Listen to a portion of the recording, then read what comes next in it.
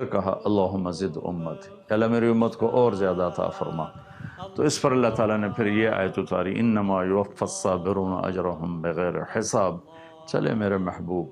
آپ سے ضرب تقسیم کیا کرنا، ہم آپ کی امت کے صبر والوں کو بے حساب دیں گے۔ اس بے حساب رحمتوں میں سے ایک رحمت شوال کے 6 روزے ہیں کہ جناب رسول اللہ صلی اللہ علیہ وسلم نے ارشاد فرمایا، من صام رمضان ثم اتبع 6 من شوال فَكَأَنَّهُ صَامَ السَّنَةَ كُلَّهَا۔ جس شخص نے رمضان کے روزے رکھے اور پھر شوال کے 6 روزے رکھے اس کے پیچھے، اور ثم کا لفظ بتاتا ہے کہ یہ 6 روزے اکٹھے نہیں ہیں، 30 دن میں 6 روزے ہیں۔ بعض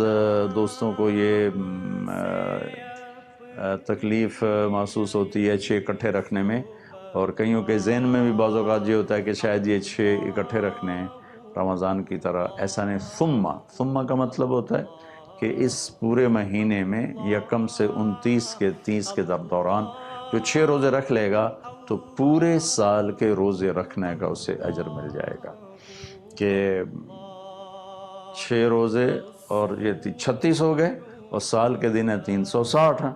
تو 36 روزوں کے بدلے میں 360 روزے رکھنے کا اللہ تعالیٰ اسے اجر نصیب فرمائیں گے۔ اور پھر یہ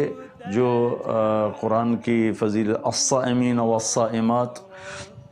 روزہ رکھنے والے مرد، روزہ رکھنے والی عورتیں جو کثرت سے روزہ رکھتے ہیں، وہ تو اپنی جگہ پر ان کا اجر بے شمار ہے، لیکن جو تھوڑا کر کے بھی کثرت والوں کے ساتھ ہو جائے، ان کا شریک ہو جائے، ان کی برکتیں اس کو مل جائیں، تو اللہ کے محبوب نے فرمایا کہ جو یہ شوال کے 6 روزے رکھ لیتا ہے تو ایسا جیسے اس نے پورے سال کے روزے رکھ لیے۔